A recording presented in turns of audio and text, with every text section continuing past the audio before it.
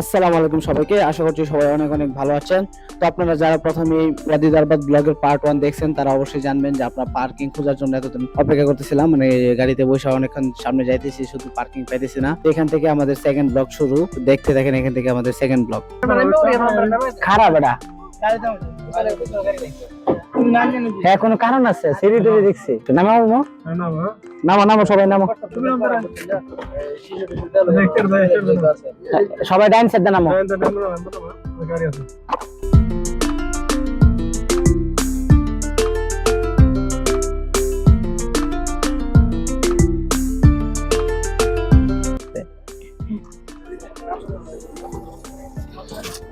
কটা? একটাই? এটা কার? এটা লাগবো? এটা কার? আচ্ছা আচ্ছা ওকে ভাইয়া লাগাইলাম।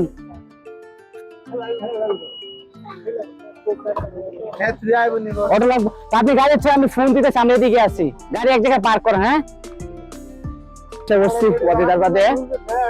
গাড়ি থেকে নামছি, অনেকক্ষণ খোঁজার পর পার্কিং পাইছি, মানে পার্কিংটাও পাই নাই, ভাইয়া পার্কিং করতেছে। তো এখানে আমরা অনেক যাওয়ার পর এসে বললাম মতিদারবাদ। তো এখানে মোটামুটি আমরা পার্কিং পাইতেছিলাম অনেকক্ষণ ধরে, তো যাও একটা পার্কিং পাইছিলাম, তো ওইটাও পার্কিং করতে পারিনি। তারপরে ভাই বলতেছে তোমরা নামাই যাও সামনে হাঁটতে, তো আমি পার্কিং করে আসতেছি।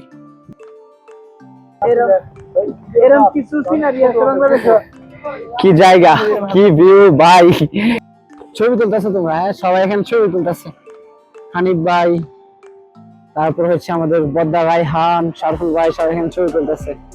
আসার পরে একটা ড্রোন দেখে নিলাম আমরা, ওই যে ড্রোন ইউটিউবারে ভিডিও করতেছে এখানে, তো অ্যারাবিক ইউটিউবার। ড্রোনটা কোথায় গেল উপরে আমি দেখছিলাম, ভাই ড্রোন কই?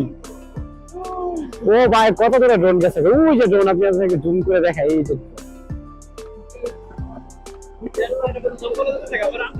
না এটা 2 কিলোমিটার মতো যাইবো, 2 কিলোমিটার এখান থেকে একেবারে সাইড মতো পাইবো। তো ড্রোন দিয়ে যেহেতু ভিডিও করেছে আমরা তো অবশ্যই আসি। হ্যাঁ হ্যাঁ, তো ওই যে ক্যামেরা দেখতেছে, কোয়ালিটি ভালো আছে, সবাই এখানে ড্রোন দিচ্ছে। আর এই যে আমাদের রিয়াজ এখানে ছবি তোলে, মনির ভাইয়ের। রিয়াজ কি অবস্থা তোমার? অজিতা কেমন লাগতেছে? Just wow, mind blow, look beautiful. তো এখানে হঠাৎ করে এক পিচ্চি কইতে গিয়ে খালি গিয়ে এসে জানি আমার ফুটবল শট করতেছে, মানে বাচ্চা মানুষ, বুঝতে পারতেছেন।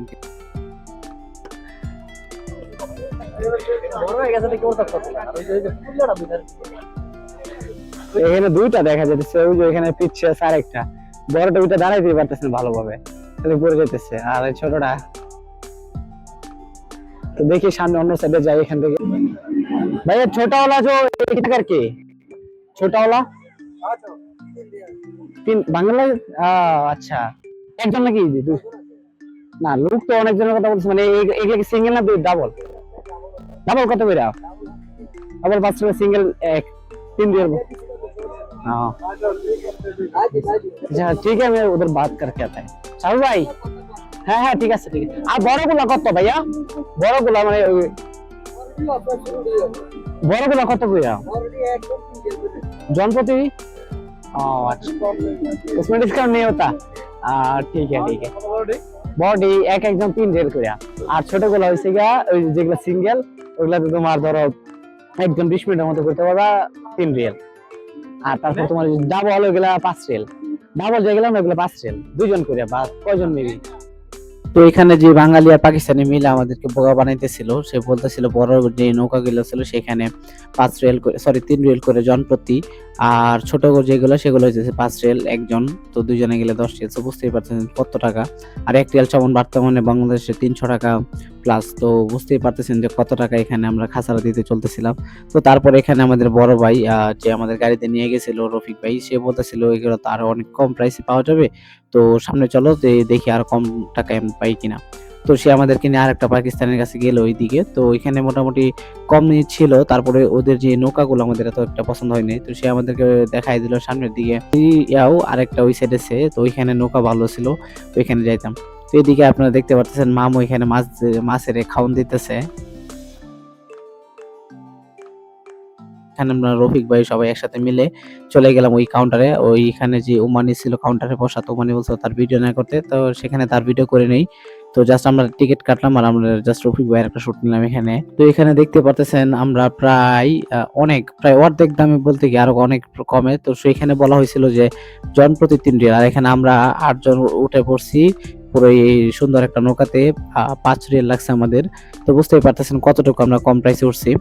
আর এই যে নৌকাগুলো সেখানে আমি কখনো উঠিনি, এটা আমার ফার্স্ট টাইম। কারণ হচ্ছে আমাদের আমি যেখানে থাকছি সেখানে আমাদের এদিকে এত বেশি পানি ছিল না। তো এখন আমি এখানে নৌকায় উঠে পড়ছি সবাই একসাথে।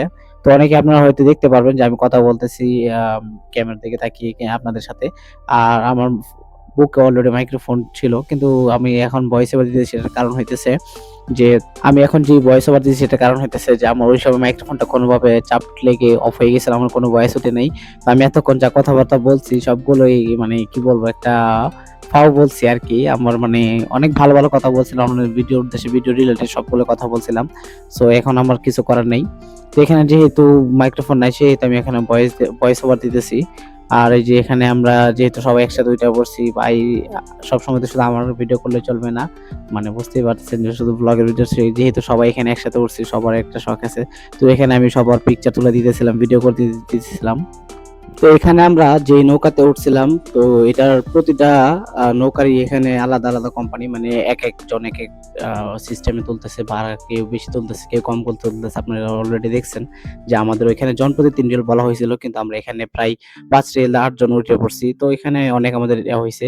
আর প্রতিটা যেহেতু এখানে আলাদা আলাদা তাদের সীমান্ত আছে, জাস্ট আমাদের ওই একটা সীমান্ত আছে তাদের, ওই সীমান্ত নিয়ে যাবে, তারপর আবার এদিকে ব্যাক করবে। সো তাদের দুই সাইডে 2টা সীমান্ত আছে। তো এই যে এখন আপনারা দেখতে পাচ্ছেন আমার পেছনে যে ওয়াদি দারবাত যে লেখাটা, এটাই মূলত ওয়াদি দারবাতের একটা সৌন্দর্যকে ফুটিয়ে তোলে। তো এই লেখার দাঁড়িয়ে অনেকে এখানে ছবি তোলে। তো আমরা এখানে সবাই এই লেখার সামনে দাঁড়িয়ে অনেকে ছবি তুলেছি। তো সেই ছবিগুলো ফেসবুকে আমি পোস্ট করবো, তো আপনারা দেখতেই পারবেন। অনেকক্ষণ আমরা যাওয়ার পর এখানে 2টা ওমানি আসছিল। তো আপনারা দেখতেই পারতেছেন যে 2টা ওমানি। সো তারা মূলত মাস্কাট থেকে আসে, তারা সালালার বাসী না, তারা মাস্কাটবাসী। সো মাস্কাট থেকে এখানে আইসা যে পানি দিতেছে, পানিতে বোটিং করতেছে, তো তাদের অনেক ভালো লাগতেছে। আর তারা বলতেছিল আমাদের কথা, তো সেই ভয়েস গুলো ওঠে নাই যেহেতু মাইক্রোফোন আমার অফ ছিল। এখানে তারা আমাদের সাথে অনেকক্ষণ মজা করছিল, অনেক কথাবার্তা বলছিল বাংলাদেশের কি অবস্থা, এখন বর্তমানে বাংলাদেশের কি পরিস্থিতি। আমি যখন এই ভিডিওটা করি তখনকার ছিল বাংলাদেশের যে আন্দোলনের বিষয়, সো আন্দোলনেরও তো তখন আমি গিয়েছিলাম। তো তখনকার ভিডিও আপলোড দেওয়া হয়নি, তো এটার পার্ট 1 আপনারা দেখছেন অনেকেই, আমি আপলোড দিয়ে দিয়েছি আগেই। আর বলছিলাম যে পার্ট 2 খুব শীঘ্রই দিব। তো পার্ট 2 দেওয়ার আগে আগে এখানে আমাদের বন্যা শুরু হয়ে গেছে, আপনারা দেখছেন। তো এখানে আমাদের যে নৌকার যে ড্রাইভারটা ছিল আমাদের একটা পাকিস্তানি ভাই, তো সে বলতেছিল যে সে আমাকে দেখতেছিল যে ভিডিও করতেছি, তো সেই কারণে সে আমাকে তার ফোন দিয়ে বললো যে আমাদের চ্যানেলটা সাবস্ক্রাইব করে নাও, পরবর্তী আমি ভিডিও দেখবো। তো সেখানে আমি আমার চ্যানেলের নাম যেটা সার্চ দিয়ে তাকে ইউটিউব চ্যানেল সাবস্ক্রাইব করে। বাট আমি একটা জিনিস বলে যাই, সেখানে ফেসবুকে ফলোয়ার দিতে আমি কিন্তু মূলত বেশিরভাগ ফেসবুকে অ্যাক্টিভ, ইউটিউবে খুব কম, বাট ইউটিউবে ভিডিও আপলোড দিই। আপনারা আমাকে বেশিরভাগ ফেসবুকে ফলো দিবেন এবং ফেসবুকে বেশিরভাগ অ্যাক্টিভ পাইবেন। তো এখানে আমরা মূলত অনেকক্ষণ ঘোরার পর প্রায় 20-25 মিনিটের মতো ঘুরছি অনেকক্ষণ। তো সবটা আপনাদেরকে দেখানো সব আপনারা দেখলে আপনারা নিজেরা বোর হয়ে যাবেন। তো দ্যাটস আমি এখানে শর্ট কাট করে অনেক কাট করে দেন আমি ভিডিওটা আপলোড দিয়েছি আপনাদের কাছে। তারপর যে এখানে আমরা নৌকা থেকে নামলাম, তো নৌকা থেকে নেমে পরে আমরা ভাবলাম যে এদিকে কি করা যায় আরো।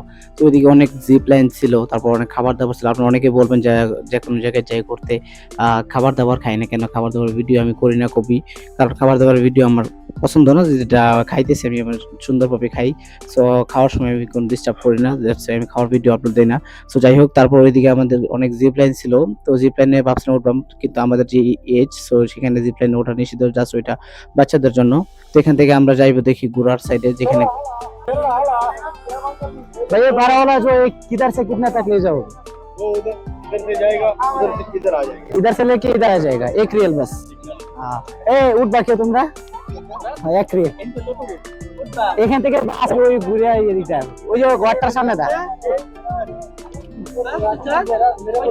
दूसरों से दो रियाल लेते हैं। हाँ वीडियो चल गया नहीं सारे उधर एक रियल लेता है नहीं नहीं जाओ ना घूम रहे भी जाओ दो रियाल लेगा, सामने भी 2 रियल लेगा दो रियाल लेगा, उधर भी पीछे भी जाओ 2 रियाल लेगा।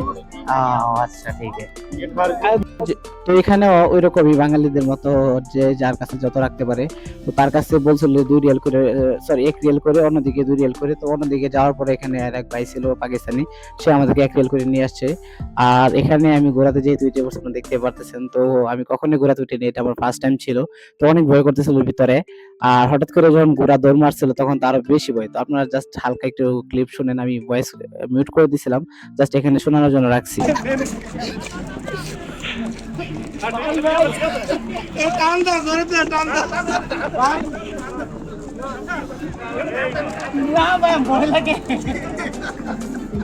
তো এখানে মূলত আপনারা দেখতে পাচ্ছেন আমি প্রচন্ড ভয় পাইছিলাম। তারপর যাই হোক এখানে রাইড শেষ করলাম।